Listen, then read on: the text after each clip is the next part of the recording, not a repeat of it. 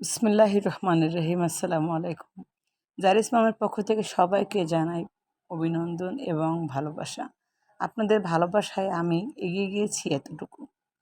আশা রাখি ভবিষ্যতে আপনারা আমার পাশে থাকবেন এবং সাপোর্ট করবেন বেশি বেশি শেয়ার করে, এবং সবাইকে জানিয়ে দিবেন লাভ, লাইক, ওয়াও দিয়ে, যাতে আমার পেজটি সবার কাছে পৌঁছে যায় অনায়াসে। আজকে আপনাদেরকে দেখাবো চিকেন রোল। আর চিকেন রোলের জন্য প্রথমে আমার দরকার একটা ডো, উপরে একটা শিট বানাতে হবে সেজন্য। আর এই শিটটা আমি একদম ইনস্ট্যান্ট বানিয়ে আপনাদেরকে দেখাবো, যে সেজন্য আগে থেকে কোনো প্যারার প্রয়োজন নেই।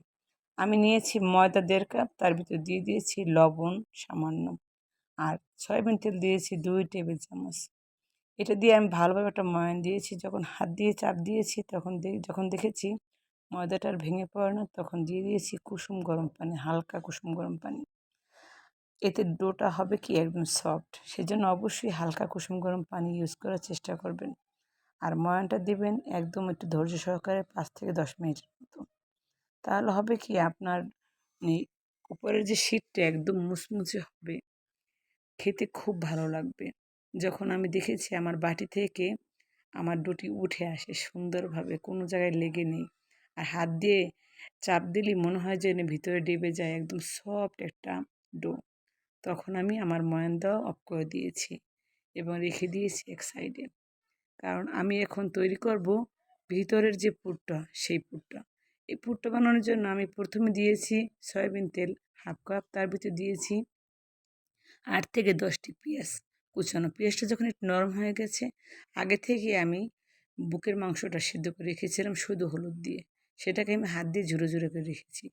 সেই মাংসটা দিয়ে দিয়েছি, আর দিয়েছি একটু ফাঁক করে মাংসটা, তার ভিতর দিয়ে দিয়েছি 1/2 চামচ আদা বাটা, 1/2 চামচ রসুন বাটা, 2 টেবিল চামচ চাট মশলা, 1/2 চামচ গরম মশলা, আর লবণ দিয়েছি পরিমাণ মতো, চিনি দিয়েছি 1 টেবিল চামচ, সয়া সস দিয়েছি 1 টেবিল চামচ, 2 টেবিল চামচ দিয়েছি টমেটো কেচাপ, আর 1 টেবিল চামচ দিয়েছি টমেটো সস। এগুলো দিয়ে আমি ভালোভাবে মিশিয়ে নিয়েছি আমার এই ভিতরের যে পুরটা, সেটা সুন্দরভাবে একদম যখন হয়ে গেছে, তখন আমি চুলাটা অফ করে দিয়ে দিয়েছি কাঁচামরিচ 4 থেকে 5টি, আর ধনিয়া পাতা কুচানো। অবশ্যই জালটা অফ করে কাঁচামরিচ আর ধনিয়া পাতাটা দিবেন, তাহলে হবে কি আপনার স্মেলটা খুব সুন্দর আসবে। আর আমি যে আগে যে ডোটা বানিয়ে রেখেছি, সেখান থেকে ছোটো ছোটো লেচি কেটে লম্বা লম্বা করে একটু রুটি বানিয়ে নিয়েছি, আর সাইডে লাগিয়েছি আটা।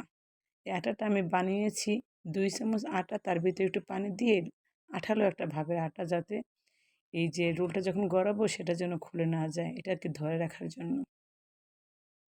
আর আমি রোলটা কীভাবে বানিয়েছি আমার ভিডিওটি খেয়াল করলে একদম নতুন আপু পেরে যাবেন এত সুন্দর একটা রেসিপি।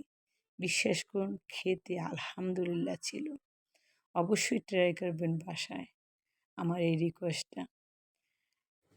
আর কিছু কিছু জিনিস আছে যেগুলো বলে বোঝানো যায় না, দেখে নিতে হয়। ভিডিওটি যদি আপনি খেয়াল করেন তাহলে দেখতে পাবেন আমি কিভাবে রোলটা পেঁচিয়েছি, এবং প্রত্যেকটি রোল আমি গড়ানোর সময় আপনাদেরকে ভিডিও করে দেখিয়েছি, এই জন্য যারা নতুন আপুরা তারা যেন বুঝতে পারেন। আর অবশ্যই ওই যে ডোটা বানিয়েছি ছোটো ছোটো ডো, তার ভিতরে আমি কিন্তু তেল লাগিয়ে নিয়েছি হাত দিয়ে, কোনো ময়দা ইউজ করিনি। তারপরে একদম পাতলা করে বানিয়েছি, কিছু মিডিয়াম কিছু একটু বড়, কারণ বাচ্চাদের চাহিদা অনুযায়ী আমি বানিয়েছি আমার রোলগুলো। আপনি চাইলে আরও ছোটো এবং আরও বড় করে বানিয়ে নিতে পারবেন। আর অন্য একটা পাতিলে কিন্তু আমি তেল গরম দিয়ে দিয়েছি। যখন তেলটা প্রপারলি গরম হয়ে গেছে, তখন চুলার জালটা কমিয়ে আমি আস্তে আস্তে রোলগুলো দিয়েছি। আবার তেল বেশি হিট করতে যাবেন না, তাহলে দেওয়ার সাথে সাথে পুড়ে যাবে। আমি আস্তে আস্তে আস্তে আস্তে সব রোলগুলো ভেজে নিয়েছি এপিঠ ওপিঠ করে। যতবার আপনি উল্টাবেন তত বেশি মুচমুচে হবে আপনার পিঠেটা। আর পারলে একটা গোল চামচের সাহায্যে উপরে দিয়ে দিবেন তেলে, তো হবে কি সমান, উপরে নিচে সমান তাপ পাবে আপনার এই খাবারটি, আর হয় অনেক মুচমুচে। আপনি যখন রেস্টুরেন্টে যাবেন তখন দেখবেন ওরা বারবারই কিন্তু তুলে তুলে দেয় তেলটা।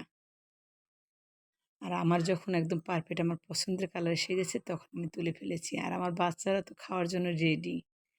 বিশ্বাস করুন, এই রকম লোভনীয় খাবার বেশি সময় রাখা যায় না বাসায়। আর অবশ্যই ট্রাই করবেন। আর যাওয়ার আগে লাভ, লাইক, ফলো দিবেন। আজ এই পর্যন্তই, আবার আসবো নেক্সট কোনো ভিডিও নিয়ে। সে পর্যন্ত ভালো থাকুন, সুস্থ থাকুন, জারিস মামের সঙ্গে থাকুন। আর অবশ্যই ট্রাই করে আমাকে কমেন্ট বক্সে জানিয়ে যাবেন কীরকম লেগেছে আপনার নাস্তাটি। আমি তো সস দিয়ে খেয়েছি, আপনি চাইলে মেয়োনিজ দিয়ে খেতে পারেন।